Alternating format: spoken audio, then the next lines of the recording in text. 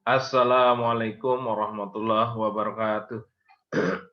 Selamat berjumpa kembali dengan saya dalam perkuliahan Statistika Bisnis 1, pertemuan ke-10 mengenai tingkat kemiringan dan keruncingan kurva atau skewness dan kurtosis. Silakan disimak video ini. Kita mulai.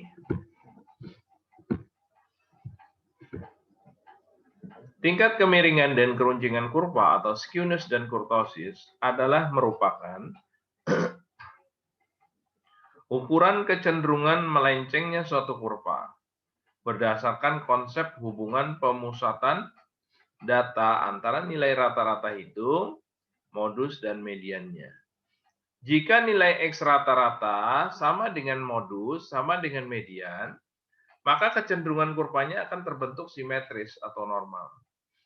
Namun apabila nilai X rata-rata tidak sama dengan modus, tidak sama dengan nilai median, maka ada dua kemungkinan yang dapat terjadi pada kurvanya, yaitu bisa condong ke kiri atau negatif, atau bisa juga condong ke kanan atau positif. Dilihat kurvanya di bawah ini, ya, bisa kita lihat, ya. Nah, ini gambarannya. Yang A itu adalah bila melenceng ke kiri. Nah, ini disebut negatively skewed, ya, skewed to the left. The mean and median are to the left of the mode, di mana nilai rata-rata dan median condong ke kiri, ya, left of the mode, jadi agak condong ke kiri. Kemudian yang B, kita lihat ini bentuk simetris. Zero skewness, tidak ada kemiringan. Jadi di mana the mean, median, and mode are the same. Jadi nilai rata-rata, kemudian median dan modus itu nilainya sama. Kemudian ada pula yang C, skew to the right atau melenceng ke kanan. Ya, jadi secara positif dia melenceng.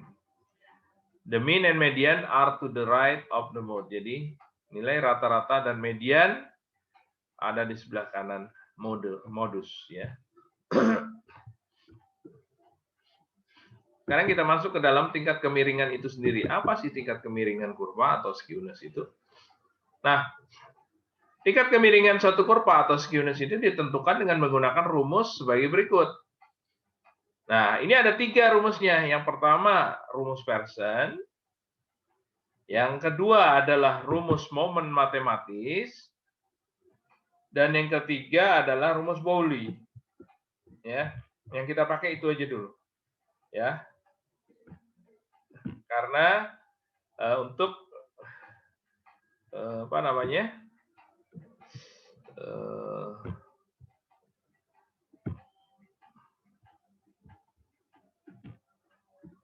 Ya, karena untuk yang kita pakai dalam menentukan kemencengan kurva itu hanya 3 itu, ya. Untuk yang D itu adalah untuk dari pengarah bukunya. Nah, sekarang kita lihat dulu tingkat kemiringan menurut Pearson. Tingkat kemiringan menurut Pearson, ya, skewness sama dengan alfa 3, ya.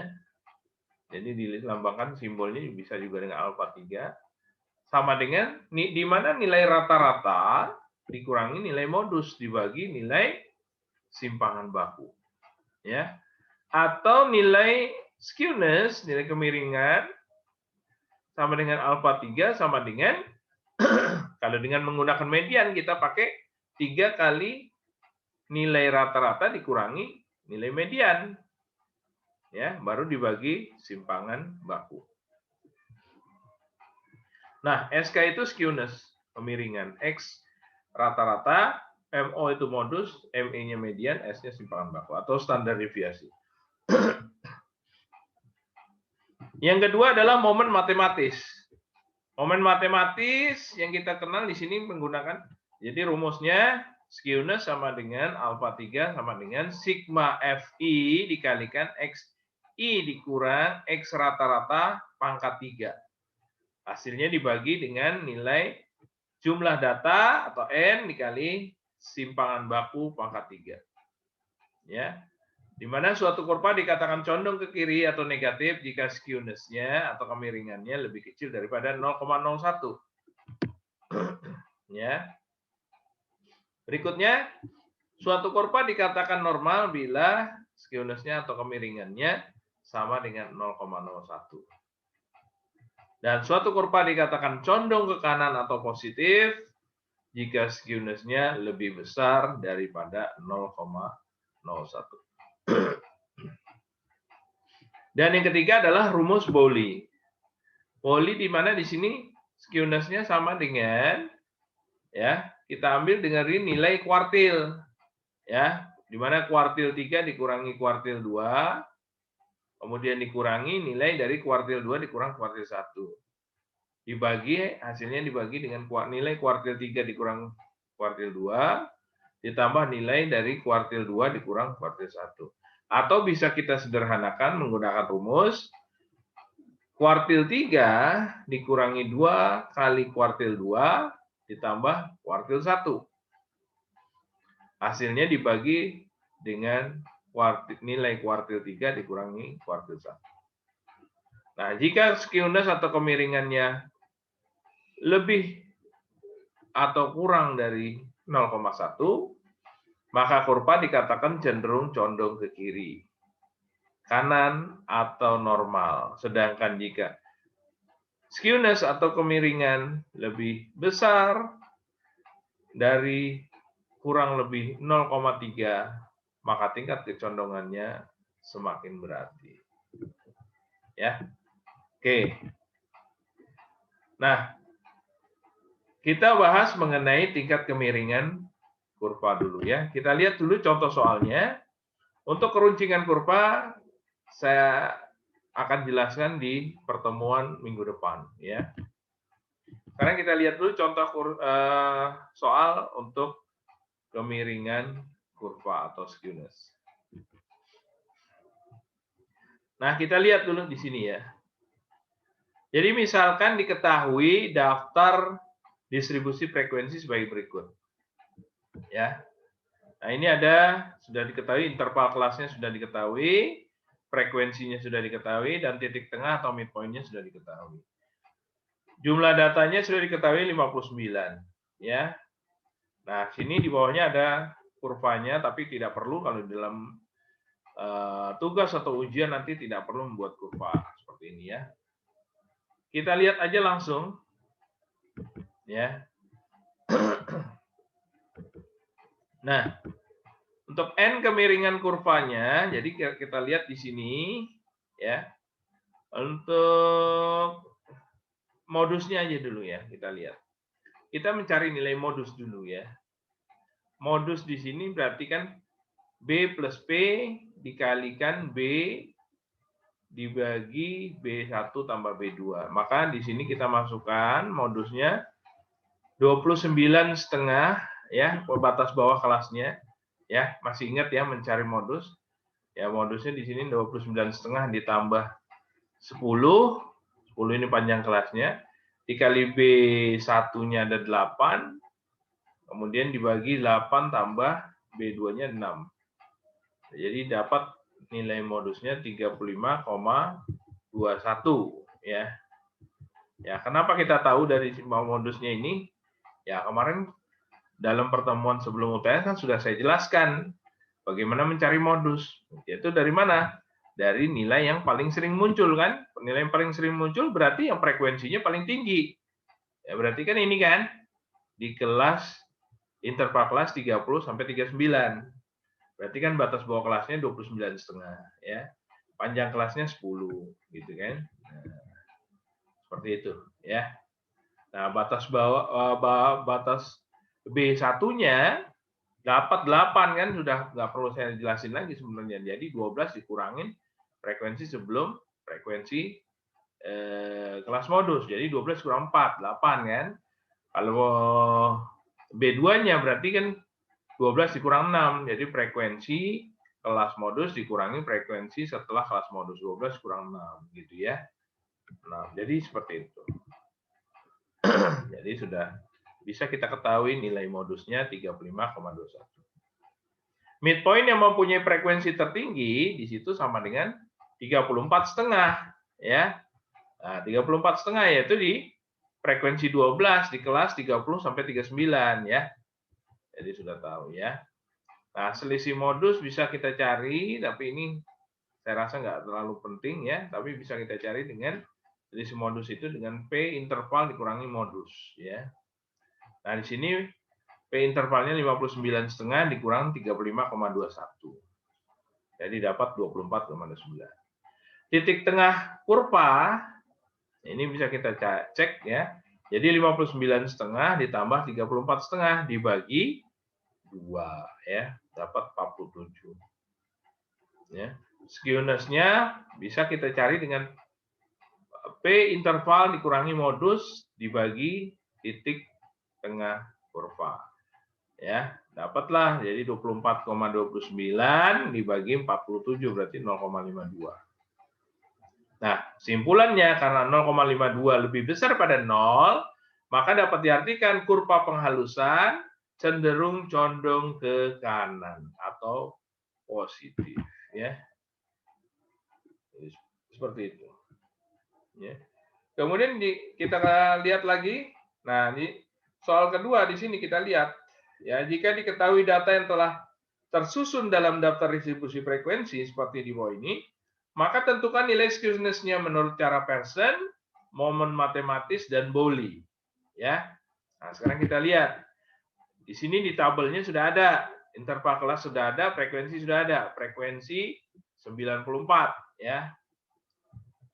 Jumlah frekuensi 94, jumlah datanya 94 ya. Nah, sekarang kita lihat ya. Nah, kita masukkan ke dalam tabel seperti ini, kita kembangkan ya. Nah, ini kan tadi sudah ada nih, interval kelas sudah ada, frekuensi sudah ada. Kemudian XI titik tengah kita bisa cari ya. Masih ingat ya, mencarinya 10 ditambah 19 dibagi 2 gitu ya, dan seterusnya. Ya. Kemudian kita cari juga frekuensi dikali titik tengah ya, atau midpoint. Nah, berarti kan 10 kali 14,5 ini bisa kita cari. Kita cari semuanya setiap interval kelas, kemudian kita jumlahkan, dapat 4.513. Kemudian kita buat juga kolom berikutnya, yaitu XI dikurang X rata-rata. Nah, untuk mencari ini kan saya pernah juga menjelaskan sebelumnya ya. Jadi kita cari dulu X rata-ratanya. Berapa nilai rata-rata hitung bisa kita tahu dari sini. Nilai rata-rata hitung didapat dari sigma frekuensi dikali titik midpoint ya, titik tengah dibagi dengan sigma frekuensi. Berarti 4.513 dibagi 94. Dapatlah nilai rata-rata hitungnya 48,01. Nah, berarti XI-nya berarti ini 14,5 dikurangin 48,01. Taruh sini min 33,5106. Dan seterusnya ya. 24,5 dikurangin 48,01 min 23,5106. Seterusnya ya. Jadi sampai bawah, sampai ke interval kelas terakhir. Kemudian sebelah kanannya lagi kita buat kolom lagi, yaitu XI dikurang X rata-rata, tapi kita kuadratkan di sini. Ya tinggal kuadratkan saja dari sini. Jadi min 33,5106 kita kuadratkan jadi 1122,96. Seterusnya sampai bawah. Ya, kita kuadratkan. Kemudian kita buat lagi kolom berikutnya di sebelah kanannya, yaitu frekuensi dikali XI dikurang X rata-rata kuadrat. Berarti frekuensi dikalikan yang ini. XI dikurang X rata-rata dikuadratkan. Ya. Berarti 10 kali 1122,96 dapat 11.229,63. Seterusnya cari sampai bawah, sampai interval kelas terakhir, dapatlah kita lihat jumlahnya, yaitu 58.541,49. Kemudian kita cari juga yang pangkat 3, dari XI dikurang X rata-rata, pangkatnya 3. Ya, berarti ini saja langsung pangkat 3, min 33,5106, pangkat 3, berarti kan min 37.631,20. Seterusnya kita pangkatkan 3 dari kolom yang ini, ya. Berarti sampai interval kelas terakhir. Dan kolom yang terakhir kita buat yaitu frekuensi dikalikan XI dikurang X rata-rata pangkat 3 yang di sebelahnya. Berarti ya frekuensi 10 dikali min 37.631,20. Dapatlah min 376.312,03. Ya. Nah, ini kita jumlahkan, dapatlah sigmanya atau jumlahnya 774.378,90. Ya. Jadi ingat ya, jadi kalau koma di dalam bahasa Inggris ini adalah titik di dalam bahasa Indonesia, dan titik dalam bahasa Inggris sama dengan koma dalam bahasa Indonesia. Awas, jangan sampai ketukar. Ini dalam perhitungan dalam bahasa Inggris ya, karena dalam kalkulator pun penggunaannya seperti itu. Oke, kita lanjut. Setelah itu kita cari nilai simpangan bakunya, baru bisa kita cari S-nya, standar deviasinya. Yaitu berapa? Akar dari sigma FI dikali XI min X kuadrat, X rata-rata dikuadratkan, dibagi N dikurang 1. Ya. Kenapa N kurang 1? Karena saya pernah jelasin juga untuk mencari nilai simpangan baku, kalau dia nilainya di bawah 100 atau 100 ke bawah, berarti di bawahnya sini datanya jumlah datanya harus dikurangi 1. Ya. Penyebutnya di sini datanya jumlah data dikurangi 1. Berarti dapatlah tadi, ini kan sudah kita cari nih, ya, di atas.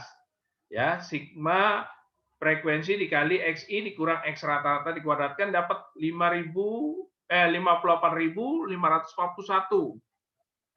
Ya, 49. Dibagi 94 dikurangin 1, 93. Berarti ini kita akarkan. Dapatkah nilai simpangan bakunya 25,09? Untuk nilai modusnya juga bisa kita ketahui. Dari mana? Modus kan Anda sudah pernah saya jelasin juga. Modus adalah nilai yang paling sering muncul. Berarti frekuensinya yang paling besar. Di sini 20 frekuensinya. Berarti kelas modusnya ada di 30 sampai 39. Batas bawah modusnya adalah 29,5. Ditambah panjang kelasnya 10, P-nya ya. Ditambah dikalikan B1-nya, ya berarti 20 dikurangin 15. Ya. Jadi 5. Kalau yang B2-nya 20 dikurangin 12. Berarti 8. Dapatlah nilai modusnya 33,35. Kemudian kita cari nilai mediannya juga begitu. Kalau untuk median masih ingat ya, kita cari dulu dari N-nya, jumlah datanya dibagi 2. Ya. 94 dibagi 2 berarti kan 47. Nah, 47 cari ya. 47 itu kita jumlahkan dari bawah sampai mana ya. Berarti gitu ya. Jatuhnya di sini di 12 ya. Karena harus nilainya 47 atau lebih, tidak boleh kurang. Berarti batas bawahnya adalah 39,5. Ini saya nggak perlu jelasin lebih detail lagi karena sudah dipelajari sebelum UTS ya. Tambah panjang kelas 10. Ya. Berarti N dibagi 2-nya tadi 47 dikurang F besarnya dapat dari mana 45 ya. Frekuensi sebelum kelas median ya. Berapa jumlahnya dari bawah sampai sini 10 tambah 15 sama 20. 45 ya kan? Nah, untuk frekuensi kelas mediannya sendiri yaitu di 12. Jadi dibagi 12. Dapatlah mediannya 41,1. Kuartil 1 juga begitu bisa kita cari. Cari dari mana ya? IN-nya dulu kan saya pernah jelaskan begitu ya. IN dibagi 4. Berarti kalau ini 1 kali 94 dibagi 4. Ya dapat 23,5 ya kan? Dari 23,5 cari dari bawah. Nah, dari bawah diurutin ya. Dapatlah di batas bawah kelasnya itu 19,5 di sini ya. Nah, dari sini. Itu udah nggak perlu saya jelasin lagi, itu cuma mengingatkan aja. Ya, dapatlah batas bawah kelasnya 19,5 ditambah panjang kelasnya 10. Ya, berarti dikalikan 23,5 dikurangin frekuensi kelas sebelum kelas kuartil 1 berarti 10 ya. Dibagi frekuensi kelas kuartilnya 15, dapatlah nilai kuartil satunya 28,5. Ya. Kita lanjut, kuartil 2 juga begitu. Kita cari dulu dari 2N dibagi 4. K2 berarti 2N. Bagi 4, 2 kali jumlahnya tadi berapa? 94 ya. 2 kali 94 dibagi 4, dapatlah 47 ya kan. Nah, untuk dapat 47 jatuhnya di batas bawah kelasnya ada di 39,5. 39,5 ditambah panjang kelas 10 ya. Ini sudah saya jelasin semua sebelum UTS. Dikalikan 47, kemudian frekuensi kelas kuartil 2-nya adalah di 45 ya. Sebelum kelas kuartil 2-nya 45 dan frekuensi kuartil 2-nya yaitu di 12. Jadi 47 dikurang 45 dibagi 12. Dapatlah nilai kuartil 2-nya 41,1. Kuartil 3 juga begitu, kita cari dari 3N-nya juga bagi 4. K3 berarti 3 kali 94 bagi 4 70,5.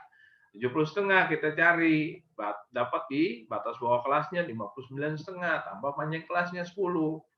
Ya, dikali 70,5 dikurangi frekuensi kelas kuartil 3 yaitu 65 dibagi dengan frekuensi kelas kuartil 3-nya yaitu 6. Dapatlah kuartil 3-nya, nilai kuartil 3-nya 68,67 ya. Nah, nilai skewness-nya menurut Pearson. Berarti kita tinggal masuk-masukkan aja. Kalau untuk menurut Pearson, berarti X rata-rata dikurang modus, dibagi simpangan baku. Tinggal masukin angka-angka di atas tadi. Berarti X rata-ratanya 48,01, dikurangin modusnya 33,35. Dibagi simpangan bakunya atau standar deviasinya 25,09. Dapatlah kemiringan kurvanya menurut Pearson 0,58. Karena skewness-nya atau 0,58 ini lebih besar daripada 0,01, maka kurvanya miring ke kanan atau positif. Nah, kalau satu cara sudah miring ke kanan atau positif, semua cara harus semuanya juga miring ke kanan atau positif pula. Nah, kalau kita cek yang Pearson kedua, yaitu dengan menggunakan nilai median. Berarti 3 kali X rata-rata dikurangi nilai median dibagi simpangan baku. Sama dengan 3 dikali, masukkan saja X rata-ratanya 48,01. Nilai mediannya juga sudah ada di atas. Dikurangi 40,5. Dibagi simpangan bakunya 25,09. Dapatlah kemiringannya 0,89. Karena 0,89 lebih besar pada 0,01, maka kurvanya juga miring ke kanan atau positif. Berarti kan sama. Ya, jadi harus sama semuanya. Semua cara harus sama. Nah, momen matematis cara kedua yaitu skewness kemiringannya sama dengan ya jumlah dari atau sigma dari frekuensi dikali XI dikurangin X rata-rata pangkat 3 dibagi N jumlah data dikalikan simpangan bakunya pangkatkan 3. Nah, Ini sudah dapat nilainya, yaitu 774.378,9. Ada tadi di atas di tabelnya ya. Dibagi N-nya 94, jumlah datanya dikalikan simpangan bakunya 25,09, pakatkan 3. Nah, dapatlah kemiringannya 0,22. 0,22 juga lebih besar daripada 0,01, berarti kurvanya juga tetap miring ke kanan atau positif. Nah, untuk cara terakhir yaitu Bowley, dari nilai kuartil ini kita ambil, kalau untuk cara Bowley kita pakai nilai kuartil ya. Berarti skewness-nya sama dengan kita ambil ke sini langsung kuartil 3 dikurangin 2 kali kuartil 2 tambah kuartil 1 dibagi nilai kuartil 3 dikurang kuartil 1. Sekarang kita masukkan kuartil 3-nya juga sudah ada di atas tadi dia dalam pencarian tadi 68,67. Dikurangin 2 kali kuartil 2, 2 kali 41,16. Ditambah kuartil 1-nya 28,5. Dibagi ya, hasilnya semua dibagi dengan nilai kuartil 3-nya 68,67 dikurangin kuartil 1-nya 28,5. Dapatlah hasilnya 0,368. 0,368 juga lebih besar pada 0,01. Maka kurvanya juga tetap miring ke kanan atau positif secara meyakinkan. Ya, jadi itu seperti itu. Untuk pertemuan kali ini, ya mungkin cukup sekian. Ya, kita membahas mengenai kemiringan kurva terlebih dahulu ya, atau skewness. Minggu depan akan saya lanjut kepada keruncingan kurva atau kurtosis. Ya. Silakan kalian kerjakan tugasnya seperti biasa dalam waktu 3 hari dan di-upload kembali ke e-learning Ubara. Ya, dalam waktu 3 hari sebagai latihan Anda. Ya, bisa karena biasa, tidak bisa karena tidak biasa. Ya, silakan dikerjakan dengan baik. Selamat belajar dan tetap semangat. Assalamualaikum warahmatullahi wabarakatuh.